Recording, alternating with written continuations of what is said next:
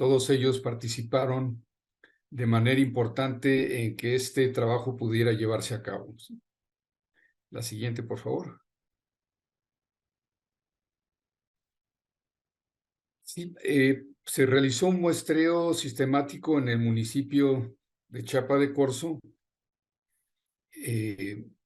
durante el ciclo 2023. Se muestrearon 46 sitios, cada sitio correspondiente a un productor, con una malla aproximada, pero no exacta, de 1 kilómetro por 1 kilómetro. Ahorita vamos a ver los puntos de muestreo. La muestra se tomó de la capa arable, 0 a 30 centímetros, y se mandó a analizar a un laboratorio que tiene todas las certificaciones nacionales e internacionales, por lo que tenemos mucha confianza en los resultados. La que sigue, por favor. Bien, aquí pueden ver, tal vez no pueden ver mi cursor, o sí lo pueden ver.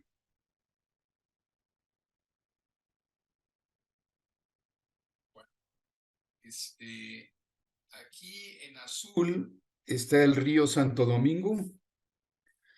También aquí pueden ver los poblados de Ignacio Allende y Nicolás Bravo, y aquí al sur Julián Grajales, ¿no? Para que puedan ubicarse en este mapa. Y aquí con los círculos y los números están representados todos los puntos de muestreo. Aquí está la escala en la esquina inferior izquierda, que va de 0 a 1 kilómetro, o sea, 1000 metros. Vemos que aquí en esta zona de la parte suroeste hay muestreos más o menos a medio kilómetro, y en la otra y en el resto generalmente como a 1 kilómetro, ¿no? Pero podríamos decir que hay una buena muestra representativa de la región. La siguiente, por favor. ¿Por qué es importante hacer este tipo de estudios? ¿Sí? Para poder optimizar los rendimientos de los diferentes cultivos que producimos, es esencial que tengamos las condiciones óptimas de suelo para poder lograr esos rendimientos óptimos. ¿Sí? Y hay problemas que pueden ocurrir en los suelos, como por ejemplo es el agotamiento de la materia orgánica, pérdida de nutrientes, compactación de suelo, pobre drenaje, suelos con problemas de sodicidad y salinidad, suelos ácidos. Cada uno de estos puntos contribuye a reducir los rendimientos de nuestros cultivos. Por lo tanto, es importante poder hacer un diagnóstico e identificarlos para poder solucionarlos y de esa manera poder incrementar los rendimientos. La que sigue, por favor. Bien. Primero voy a empezar a hablar sobre algunas de las propiedades físicas del suelo y su importancia, ¿sí? Y muchas de estas propiedades físicas del suelo se basan en la textura de nuestro suelo. Y los suelos se componen de 3 tipos de partículas, que son las arcillas, que son las más pequeñas, el limo, que son partículas intermedias, y la arena, que son partículas más grandes. Y la combinación de este tipo de partículas de suelo es lo que define nuestra textura.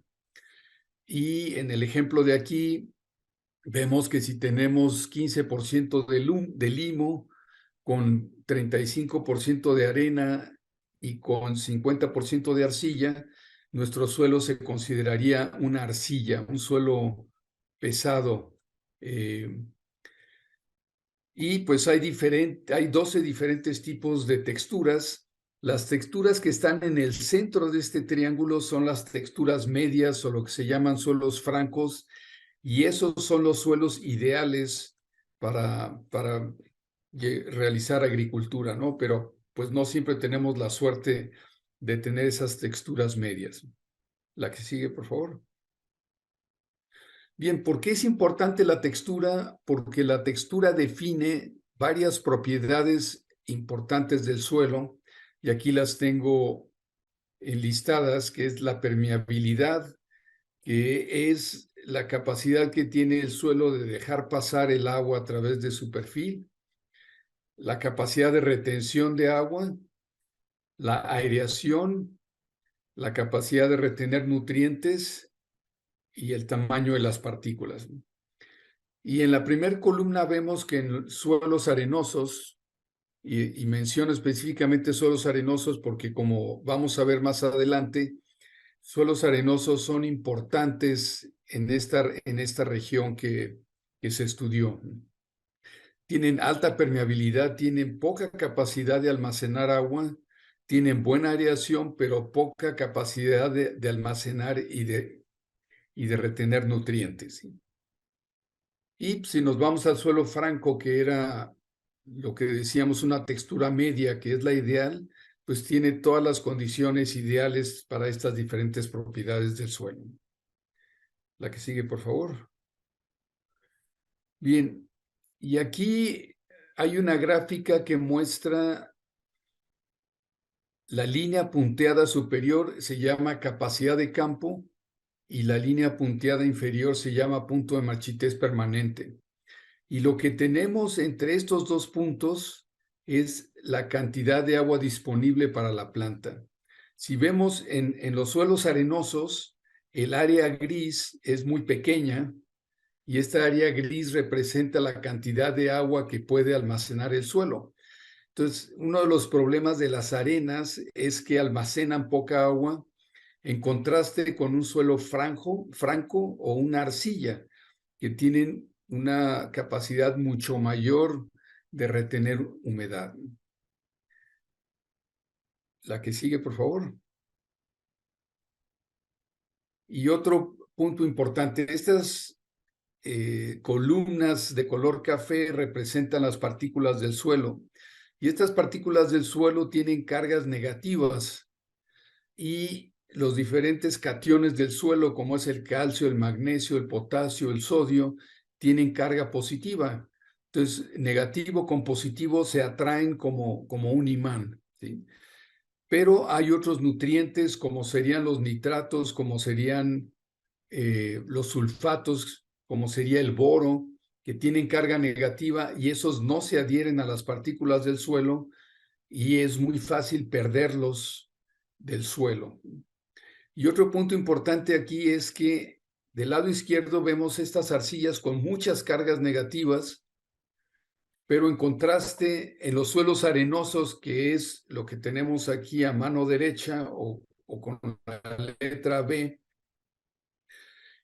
aquí tenemos pocas cargas negativas.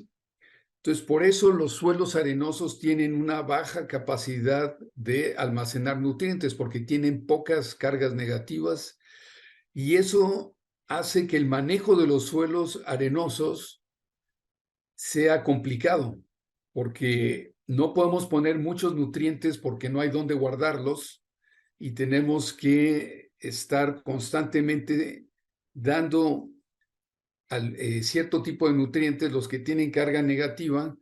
Los de carga positiva, como el calcio, magnesio, sodio y potasio, es más fácil poder almacenar por lo menos un poco de ellos, ¿no? Pero aquí el punto que estoy tratando de hacer es que estos suelos arenosos pueden almacenar pocos nutrientes, y por lo tanto dificulta su manejo, como vamos a ver más adelante. La que sigue, por favor. Bien, y la capacidad de intercambio catiónico, que es la propiedad que acabamos de hablar, está altamente correlacionada con la textura de suelo. Entonces, estos valores de capacidad de intercambio catiónico nos permiten cuantificar la textura de los suelos, ¿sí? La baja capacidad de intercambio catiónico, de que va de 1 a 10 son arena, luego de 5 a 15 es francoarenoso, y así se va incrementando a las texturas medias, y a las texturas arcillosas son las que tienen una capacidad de intercambio catiónico más alta. Entonces, el punto que estoy tratando de hacer aquí es que, en base a estos valores de capacidad de intercambio catiónico, nosotros podemos estimar cuál es el tipo de textura que tenemos en el suelo. La que sigue, por favor. Bien, entonces aquí ya tenemos el primer mapa de capacidad de intercambio catiónico. Y vemos que aquí en color rojo está representado por valores muy bajos de capacidad de intercambio catiónico,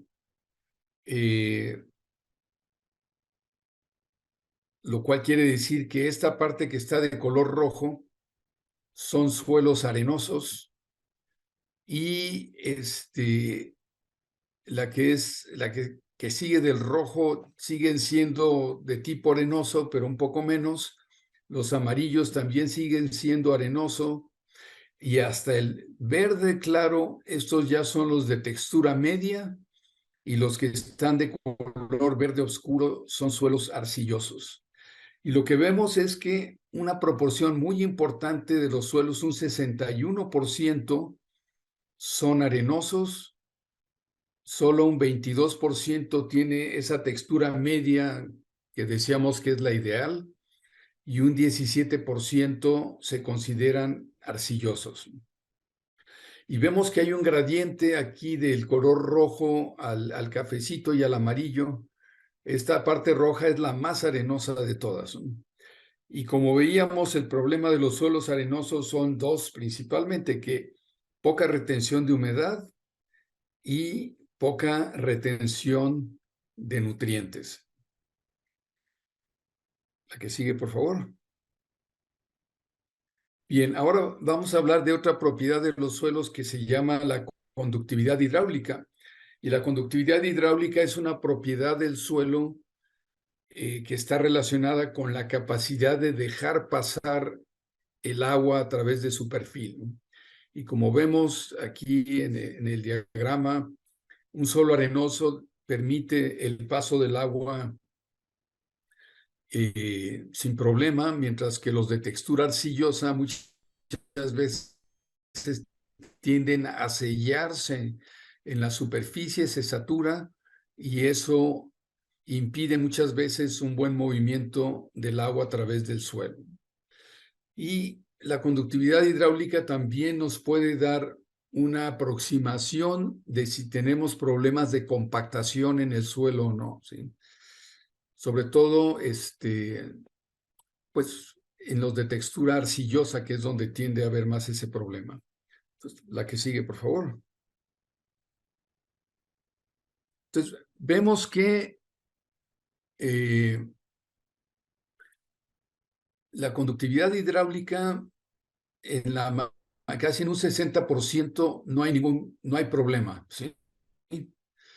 Hay buena conductividad hidráulica que está, si se fijan aquí en la gráfica, está asociado con la textura, ¿sí? Donde veíamos que estaban los suelos arenosos es donde tenemos la conductividad hidráulica más alta, y en la parte roja o rojiza, que es donde hay menos conductividad hidráulica, es donde tenemos los suelos arcillosos, ¿sí? Bien, y en estos suelos arcillosos, que es donde hay baja conductividad hidráulica, es donde es muy probable que haya problemas de compactación. La que sigue, por favor. Y aquí estoy mostrando las dos imágenes para que vean la alta correlación y coincidencia de, por un lado está la textura, y donde hay una textura arenosa, hay una buena conductividad hidráulica, y donde hay la textura arcillosa, hay baja conductividad hidráulica. Entonces, esa baja conductividad hidráulica comentábamos que puede estar asociada con compactación. Y esa compactación generalmente hay dos causas principales. Una es la sodicidad y la otra es la compactación per se del suelo, ¿sí? La siguiente, por favor. Aquí están los valores de sodio intercambiable, y si vemos, un 95% está entre bajo y moderadamente bajo, lo que nos está diciendo que en esta esquina inferior izquierda, la esquina inferior izquierda, más a la izquierda, ahí que es donde teníamos los problemas de baja conductividad hidráulica. Con esta información ya sabemos que no se debe a sodio, sino que debe probablemente ser causado por el tráfico de la maquinaria. Entonces, en esta zona sería importante hacer algunos estudios con penetrómetro para identificar a qué profundidad se encuentra la capa de compactación y por otro lado también saber qué tan gruesa es esa capa de compactación. Y es algo que podemos cuantificar y medir con penetrómetros. La que sigue, por favor.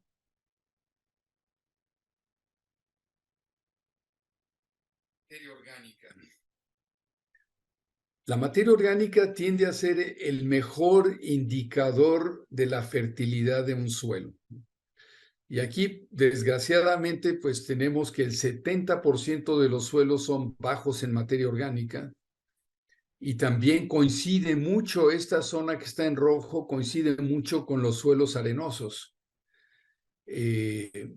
Los suelos arcillosos son los que tienen un contenido medio en la esquina inferior izquierda, ¿sí? Estos un poco más arriba, ahí tenemos niveles medios de materia orgánica que son los suelos más arcillosos, ¿sí? Entonces aquí vemos que hay una alta coincidencia de que los suelos bajos en materia orgánica tienden a ser los suelos más arenosos y los que tienen un contenido de materia orgánica más alto son los de textura media y textura arcillosa. Ahora, también esto nos está indicando las zonas donde sería muy importante establecer un programa de agricultura de conservación, donde podamos dejar los residuos de cultivos. También, si es posible, es importante agregar estiércoles, agregar compostas, agregar abonos verdes. Estas 4 son estrategias que podemos utilizar para incrementar la cantidad de materia orgánica en estos suelos que tienen, pues sí, el color rojo, ¿verdad? Que es una materia orgánica baja, ¿no? Porque la materia orgánica, al incrementarla, va a ayudar las propiedades físicas del suelo, va a ayudar a retener más humedad, va a ayudar a retener más nutrientes. Bien, la que sigue, por favor. Bueno, ahora vamos a pasar a la parte de los diferentes nutrientes. Aquí vemos 12 nutrientes que son elementos esenciales para la planta. Si alguno de estos es deficiente, pues no vamos a poder obtener nuestros rendimientos máximos. Y aquí vemos un barril y este barril, cada tabla está representada por un nutriente y el nivel del agua del barril representa el rendimiento que podemos obtener. Si todas las tablas están hasta arriba, podemos llenar el barril y obtener el máximo rendimiento. Pero si tenemos alguno de los nutrientes limitantes, por ejemplo, aquí vemos que la tabla del nitrógeno es la más pequeña. Si ese está deficiente, pues no nos va a permitir alcanzar el máximo rendimiento, ¿sí? Por eso la gran importancia de tener una nutrición balanceada donde todos los nutrientes no son limitantes, lo cual va a permitir el máximo rendimiento. Y esto, pues, esta información lo obtenemos, pues, a través de los análisis de suelo, ¿verdad? La que sigue, por favor. Bien, aquí tenemos el mapa de la cantidad de nitratos en el suelo. Y vemos que un 50% es alto a moderadamente alto, y esos se encuentran pues en todos tipos de suelos, arenosos, de textura media, de textura pesada.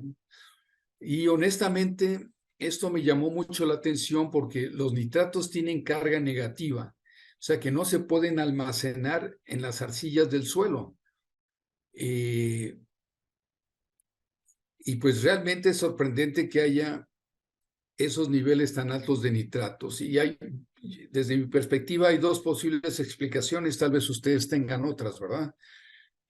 Porque pues, esto me estoy basando solamente en los análisis de suelo. Desgraciadamente no tengo la experiencia de haber visitado la región, de tocar los suelos y de conocer su manejo, ¿no? Ustedes conocen eso mucho mejor que yo, pero en base a los resultados, lo que puedo especular es que se están aplicando dosis de fertilización muy alta y está quedando mucho nitrógeno después de la cosecha, porque estas muestras de suelo se tomaron después de la cosecha, no cuando el cultivo estaba en el campo.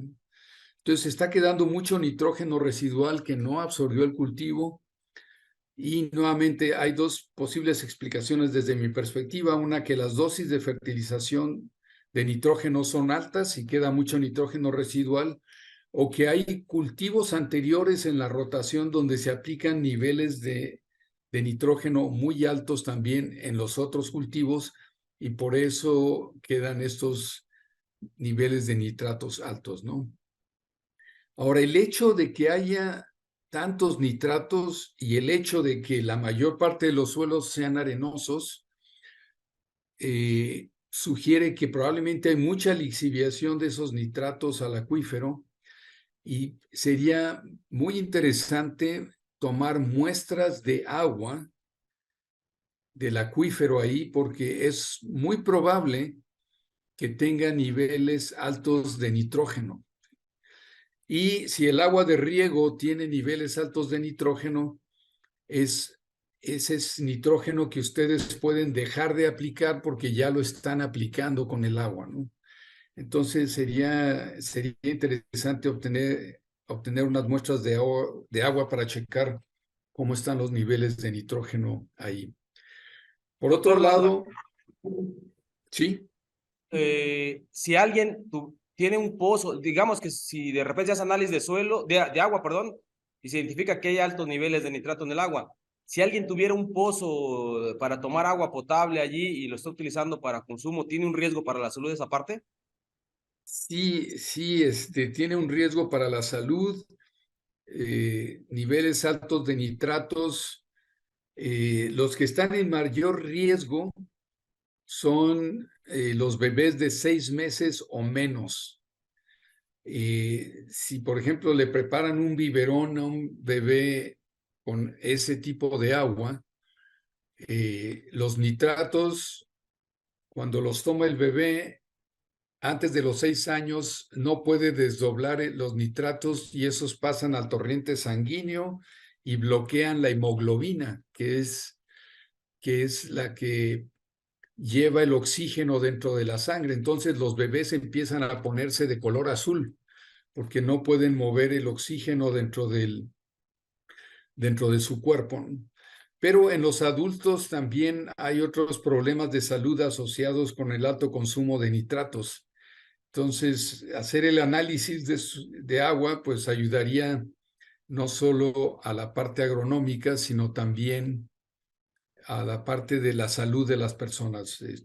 Buena observación, Jorge. Bien.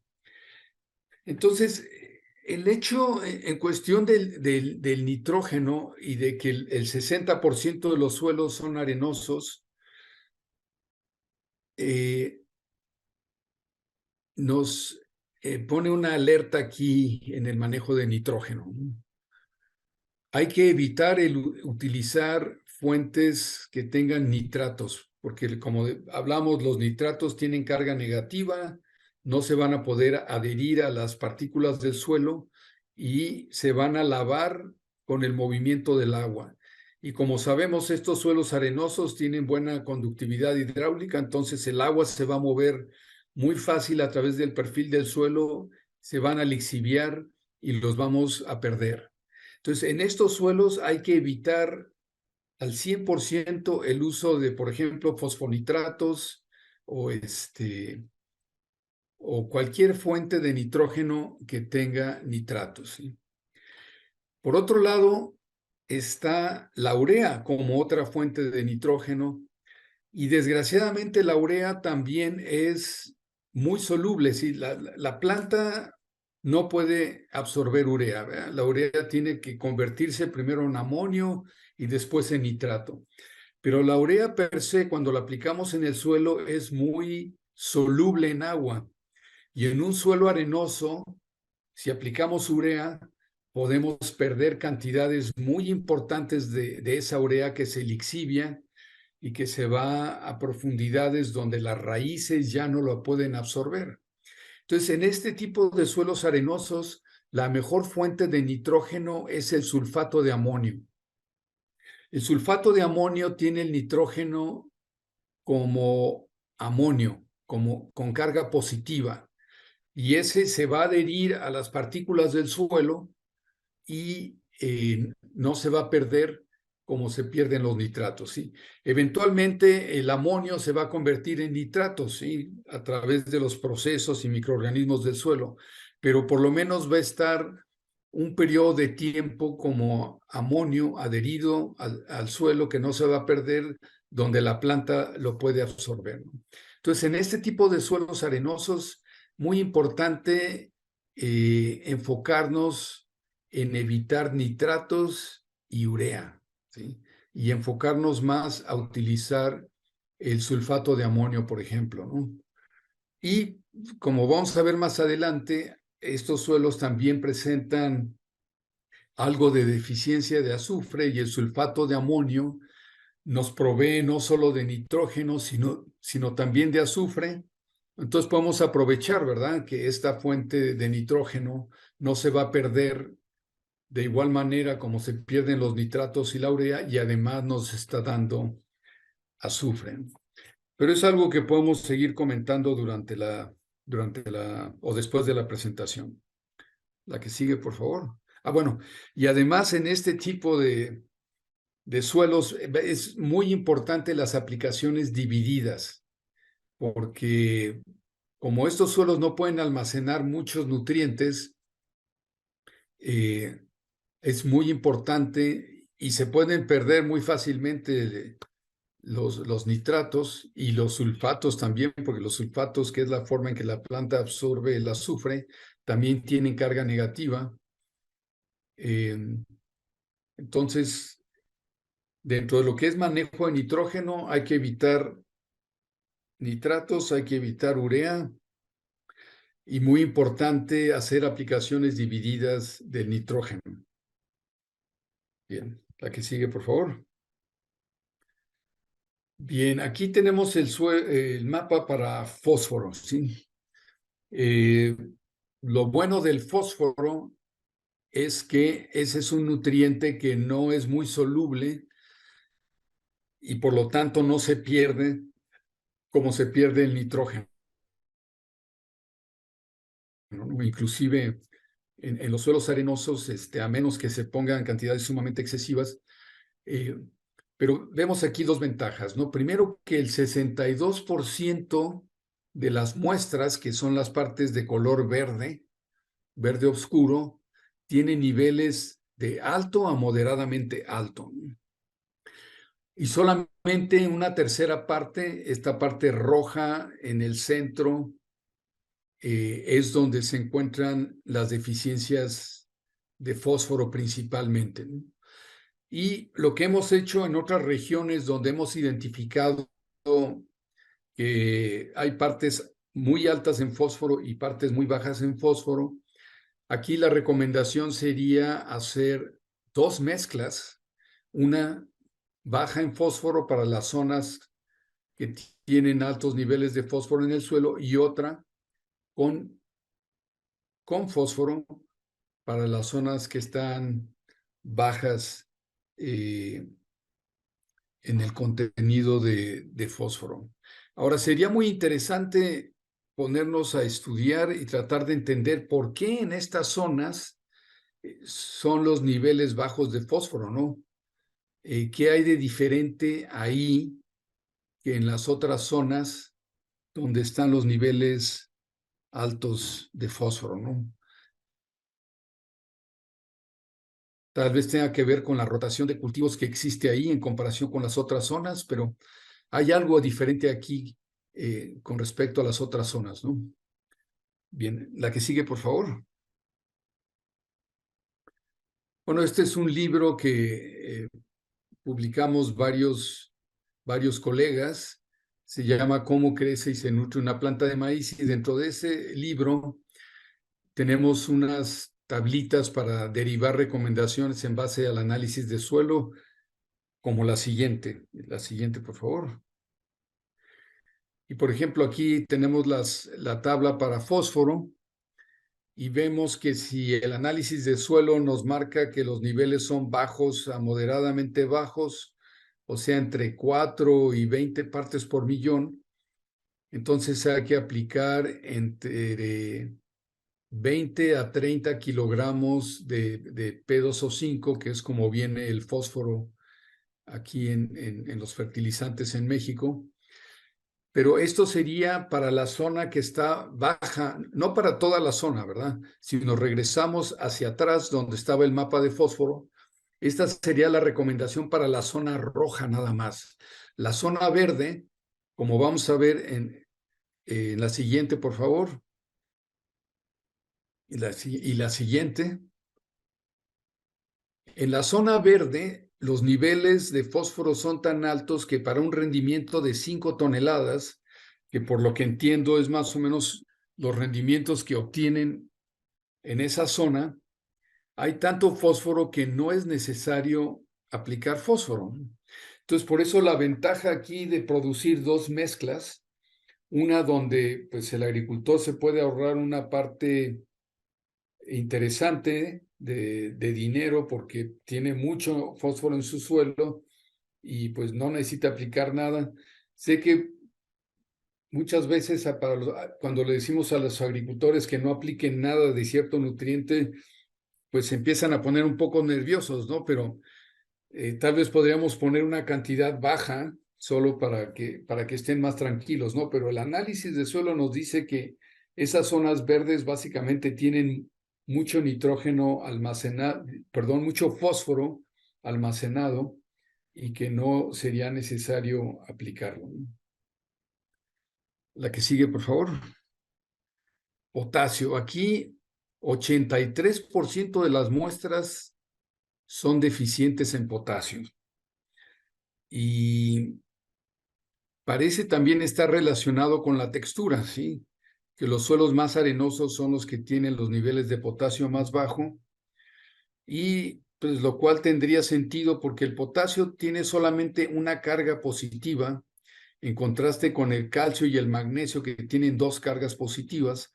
Entonces el potasio no se adhiere a las partículas del suelo tan fuerte como lo hace el calcio y el magnesio. Y por lo tanto, el manejo del potasio debería ser en cierta forma como el manejo de los nitratos o del nitrógeno, donde en estos suelos donde hay textura arenosa sería importante hacer una aplicación dividida del potasio, parte a la siembra y más o menos la otra parte en 5 o 6 hojas. Porque en estos suelos arenosos también tenemos el problema potencial de estar perdiendo por lixiviación el potasio, ¿sí? Ahora, ¿por qué son tan bajos los niveles de potasio? Esto puede encontrarse con los de fósforo, ¿verdad? Que veíamos que había, por lo menos en 2/3 de la superficie, había niveles altos de fósforo. Y aquí, pues casi en toda la superficie hay niveles bajos. Esto sugeriría que probablemente no están aplicando suficiente potasio, y por eso los cultivos están extrayendo lo que hay y están dejando poco, ¿no? Entonces, los 3 puntos aquí con el potasio, ¿no? Está relacionado con la textura, probablemente no están aplicando suficiente potasio, y hay que usar aplicaciones divididas como lo hacemos con el nitrógeno, ¿sí? La que sigue, por favor. Bueno, aquí nada más quería mostrar, ¿no? Que el potasio parece estar relacionado con la textura, nuevamente. La que sigue, por favor. La que sigue. Bien. Aquí, tenemos unas gráficas de cómo el cultivo de maíz absorbe los diferentes nutrientes, ¿sí? En el eje de las X o el eje de abajo son el número de grados calor, ¿sí? Y más abajo aquí vemos las etapas vegetativas que van de 2 hojas, 4, 6, hasta las reproductivas. Y luego en el eje vertical o el eje de las Y's es la absorción de los diferentes nutrientes. Y el punto que quiero hacer aquí es que el nitrógeno, el fósforo y el magnesio son nutrientes que la planta absorbe principalmente o mayoritariamente antes de floración, mientras que el fósforo, el azufre y el zinc hay una absorción bastante importante después de floración. En el caso de fósforo y de zinc no hay problema porque estos se adhieren fuertemente a las partículas del suelo y no los perdemos. Pero en el caso del azufre, la planta lo absorbe como sulfato y los sulfatos tienen carga negativa y por lo tanto no se pueden adherir a las partículas del suelo y es muy fácil que se lixivien también. Y como la planta de maíz tiene una demanda importante de azufre después de floración, entonces es importante también que el azufre o el sulfato lo apliquemos en forma dividida, que afortunadamente coincide con el amonio que hablábamos. El sulfato de amonio puede ser nuestra fuente de azufre, nuestra fuente de nitrógeno, y que el nitrógeno es importante hacerlo en aplicaciones divididas, sobre todo en suelos arenosos, y también nos sirve para hacer una aplicación dividida del azufre, porque si lo aplicamos todo a la siembra en suelos arenosos, es posible que para la segunda mitad después de la floración, de la segunda mitad del desarrollo del cultivo después de floración, ya haya poco azufre o haya desaparecido el azufre. La que sigue, por favor.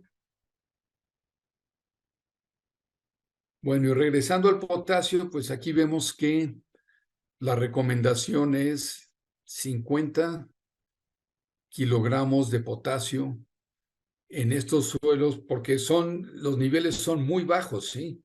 Lo que el análisis nos indicó es que es menos de 100 partes por millón, lo cual quiere decir que es muy bajo, y para un rendimiento de 5 toneladas, pues eso es más o menos la cantidad que se recomienda.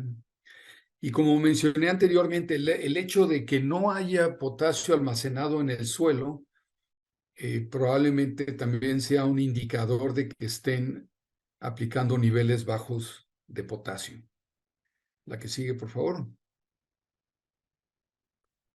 Azufre, aquí vemos 2/3 partes, están entre bajo y moderadamente bajo.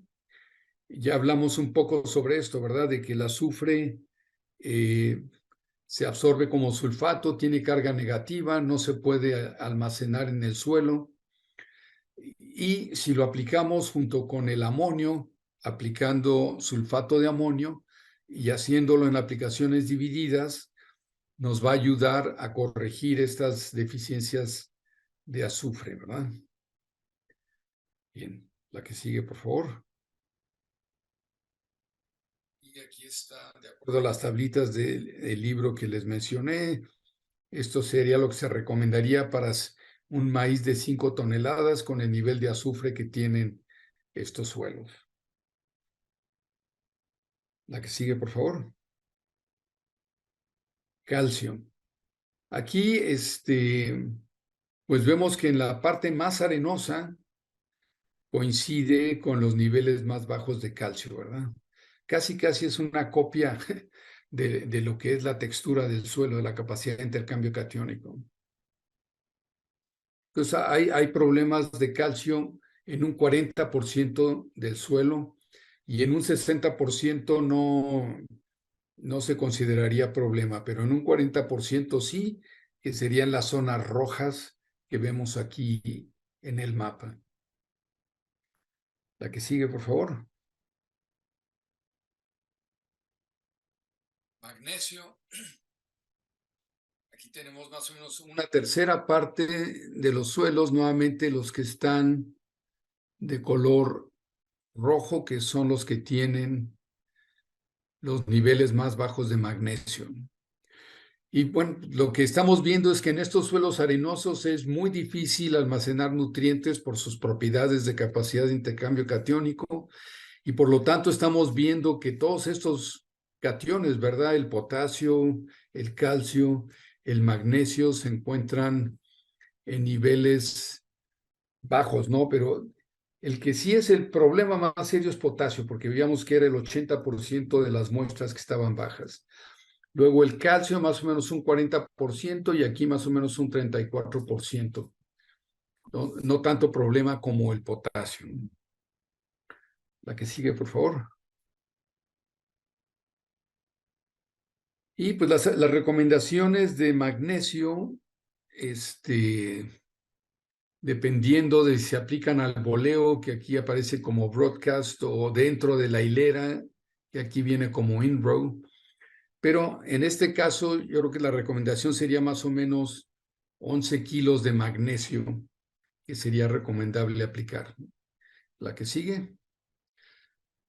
Y como fuentes de magnesio puede ser sulfato de magnesio, puede ser sulfato de magnesio y potasio, puede ser óxido de magnesio o puede ser caldolomita. Sí, la caldolomita tiene calcio y magnesio y yo creo que sería la más recomendable porque esto, como mencionaba, estos suelos arenosos son difíciles de manejar porque no tenemos muchos sitios donde almacenar fertilizante.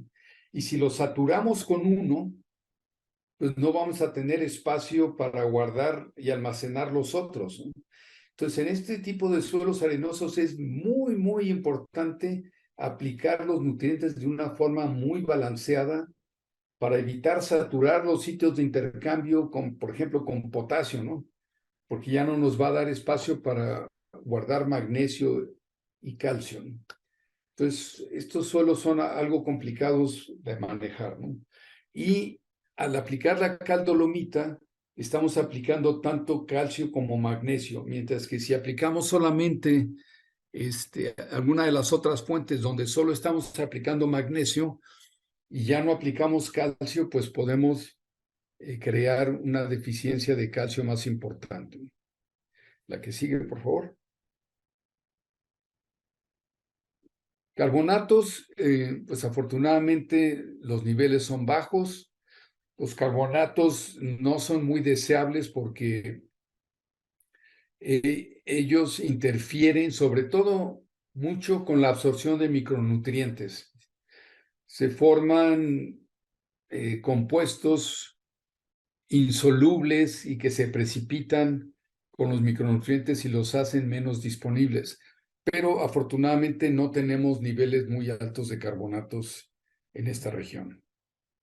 La que sigue, por favor. Bien, ahora entramos a los micronutrientes. Y estoy marcando con un círculo rojo un punto aquí que me pareció interesante porque básicamente ningún micronutriente es deficiente en ese punto. Entonces sería interesante saber qué es lo que están haciendo en ese campo de agricultor. Yo me imagino que es posible que ese agricultor tenga algún tipo de ganado, animales, y que es posible que esté aplicando el estiércol de los animales ahí, ¿no? Pero estoy especulando. Algo está haciendo ese agricultor que no tiene deficiencia de ningún micronutriente. Bueno, y ahora si nos vamos al hierro, nuevamente las partes rojas son donde tenemos el problema principal y que representan un 41% de las muestras de suelo. La que sigue, por favor. Zinc. Aquí, en contraste con el fierro, aquí 100% de las muestras son bajas en zinc, ¿no? Inclusive en este punto o en las zonas verdes, aparece como moderadamente bajo, ¿sí? O sea que 100% del área es baja, una es muy baja, la otra es baja y la otra es moderadamente baja, ¿no? Pero aquí sí no hay pierde, ¿verdad? Aquí hay que aplicar zinc por todos lados, en 100% del área. La que sigue, por favor. Manganeso, pues curioso porque el manganeso no es común que sea deficiente, pero en estos suelos el 87% de las muestras son bajas, excepto en este punto de aquí, ¿verdad? Que decía que ¿qué está haciendo ese agricultor? Yo sospecho que está aplicando estiércoles o algo por el estilo, ¿no? Pero bueno, manganeso es otro micronutriente que también es deficiente en su gran mayoría y va a ser muy importante incluirlo en la mezcla de fertilizantes que se vaya a diseñar para esta zona. La que sigue, por favor. Cobre, 63%, casi 2/3 partes. Nuevamente las zonas rojas son las que tienen el problema de deficiencia y nuevamente este agricultor allá dentro del círculo tiene niveles que están bien de cobre. ¿Qué está haciendo ese agricultor? Y como más de la mitad de los agricultores tienen problemas de cobre, pues yo diría que también sería importante incluirlo en la mezcla de fertilizante que se diseñe para esta zona. La que sigue, por favor. Boro, 100% de la zona de las muestras son bajas en boro. Boro también tiene una carga negativa, por lo tanto no puede adherirse a las arcillas del suelo y es muy fácil exhibiarlo y lavarlo. Yo creo que es una de las razones por la que 100% del área es baja o deficiente, está baja o muy baja en boro, ¿no?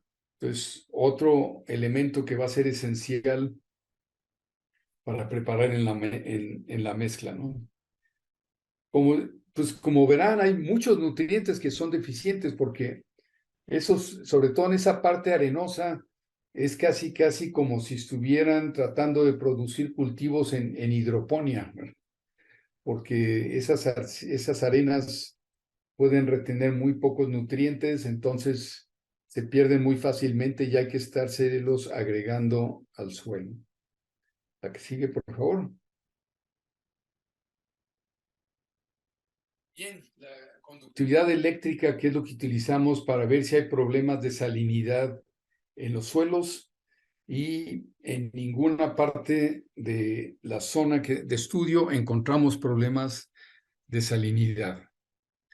O sea que una buena noticia, no hay que preocuparse de la salinidad.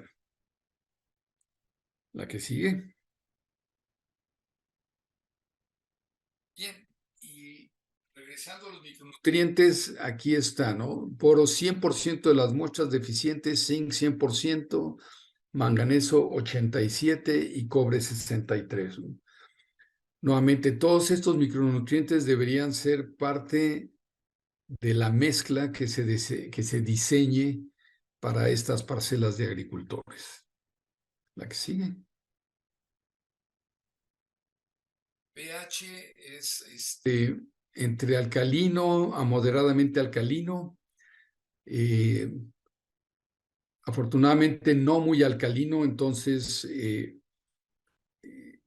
sí afecta un poco la absorción de micronutrientes, ese pH, pero no tanto como en pHs más altos, ¿no? Y eso lo podemos ver en la siguiente gráfica, por favor. Aquí vemos esta línea roja, la que vemos que cuando tenemos pHs ácidos, esta es la disponibilidad de hierro, de cobre, de manganeso y de zinc. En pHs ácidos hay mucha disponibilidad, pero va bajando esa disponibilidad conforme se va incrementando el pH. Y aquí en la zona, la mayor parte de los pHs andan entre 7, 7,5, ¿no? Sí es menor la disponibilidad que en los pHs más neutros o ácidos, pero sería ya un problema muy serio si tuviéramos pHs de 8.5 que no tenemos en la región, ¿no? Entonces, esto es para enfatizar la importancia de aplicar estos micronutrientes porque no solo se encuentran en bajas concentraciones, sino que el pH que hay en el suelo en esta zona reduce su disponibilidad de forma importante. La que sigue, por favor.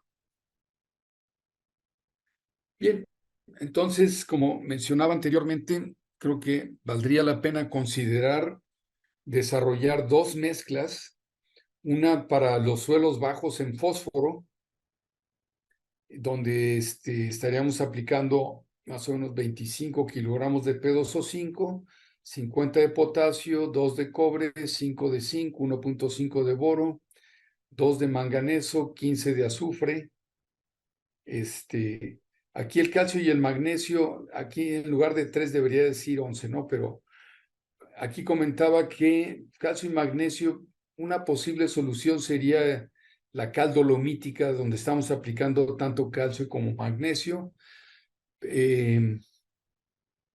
Pero también hay algunos fertilizantes como este que pongo aquí, que K-Mag, que tiene potasio y que tiene magnesio y que tiene azufre, ¿no? Entonces, este tipo de fertilizantes compuestos que tienen diferentes nutrientes, en este tipo de suelos donde hay pues deficiencia de muchos nutrientes, podría ser algo para considerarse, ¿no?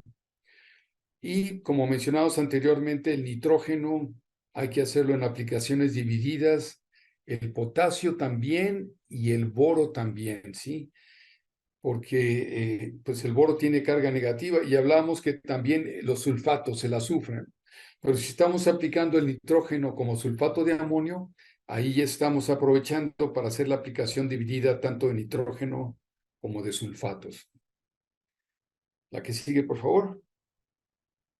Y pues esta sería para los suelos altos en fósforo, donde pues podríamos inclusive ir a cero o poner una dosis muy baja, ¿no? Tal vez 5 kilos, ¿no? Para que el agricultor se quede tranquilo, pero en realidad los niveles tan altos de fósforo sugieren que no sería necesario aplicar fósforo, pero para que el agricultor esté más tranquilo podríamos poner una dosis baja, lo que va a hacer que esta mezcla sea pues significativamente más barata que la anterior, ¿sí? Y que en 2/3 de los agricultores tienen niveles altos de fósforo en su suelo, que son los que se podrían ahorrar una parte significativa del costo del fertilizante porque ya tienen ese fósforo almacenado en su suelo. La que sigue, por favor. Bien, otra forma de aplicar los micronutrientes es en forma foliar. La ventaja de las aplicaciones foliares es que una unidad de fertilizante aplicado a las hojas es el equivalente a aplicar 20 unidades al suelo, ¿sí? Entonces, cuando hacemos una aplicación foliar, el costo de fertilizante es mucho menor, ¿sí? 20 veces menos. Pero pues tenemos el costo de la aplicación, ¿no? La ventaja de las aplicaciones al suelo es que pues ahí se queda almacenado parte del fertilizante y no hay que estarlo aplicando tal vez todos los años, mientras que si lo hacemos de forma foliar, sí hay que estar haciendo esas aplicaciones foliares todos los años. La que sigue, por favor. La que sigue, por favor. Este es un estudio que hicimos en Querétaro, donde preparamos una mezcla de zinc, fierro y boro. Hicimos una aplicación foliar. Esta gráfica representa 6 campos de agricultores. Este es el promedio de los 6 campos de agricultores. Y aquí vemos que donde no se aplicó fue 9.4 el rendimiento y donde se hizo una aplicación de 2 litros por hectárea del producto, el rendimiento se incrementó 1 tonelada y con una segunda aplicación se incrementó 300 kilos más.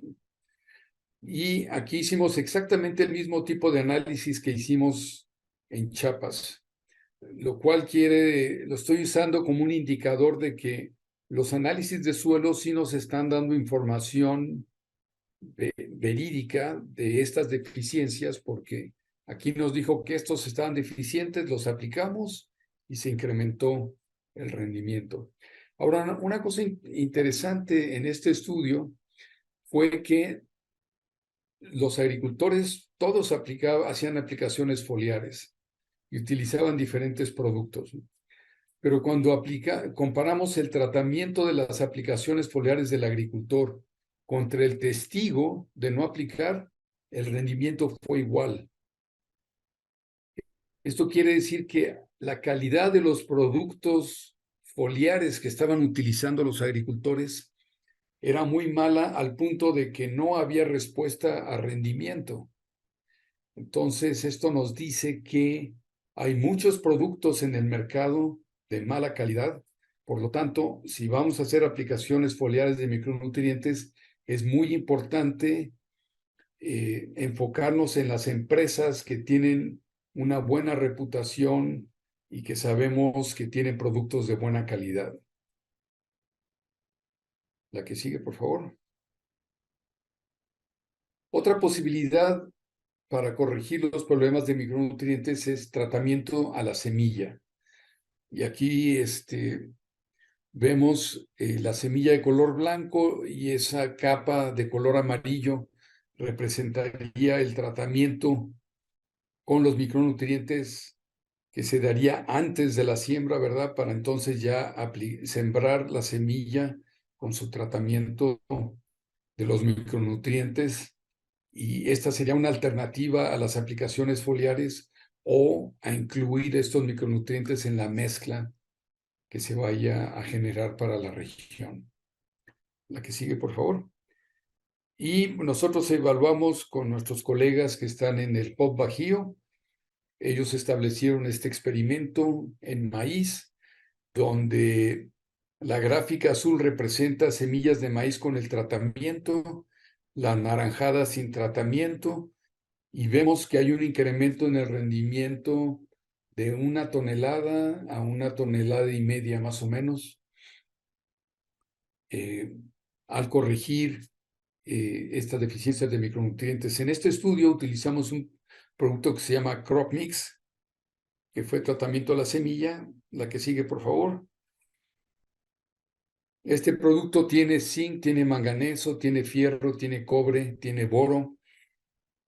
Pienso que sería un producto interesante para la región, ya que tiene pues todos los micronutrientes que se encuentran deficientes de forma importante en la región, ¿no? Pero hay otras casas comerciales que también pueden tener productos con esta mezcla de micronutrientes. Nuevamente es importante acercarse a casas donde sabemos que tienen productos de calidad, ¿no?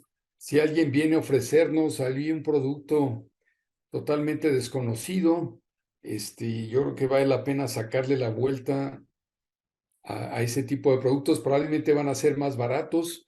No nos vayamos ahí pues sí, con la finta, ¿no? De que es más barato, pero así barato como la carne de gato, ¿no? Un producto que no tiene calidad, ¿no? O darle el beneficio de la duda, doctor, y evaluarlo, ¿no?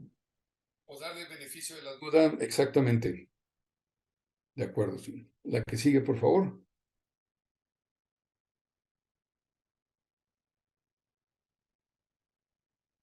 Bueno, y aquí hacerles saber que existe este manual que desarrollamos en CIMIT en conjunto con el IPNI. Si ustedes entran a esta liga, si tienen acceso a Internet, de hecho, si le haces clic a la liga, te lleva al archivo electrónico, ¿no? Y ahí están pues los diferentes cultivos, está el arroz, está la cebada, trigo, maíz, sorgo. Y aquí a mano derecha hay un ejemplo de que cada nutriente tiene muchas fotografías mostrando cómo se ve la deficiencia en campo, bajo qué tipos de suelos es más común encontrar esta deficiencia y cómo corregir esa deficiencia. Es un manual que consideramos muy útil, con muy buena información que pudiera ser de utilidad para ustedes.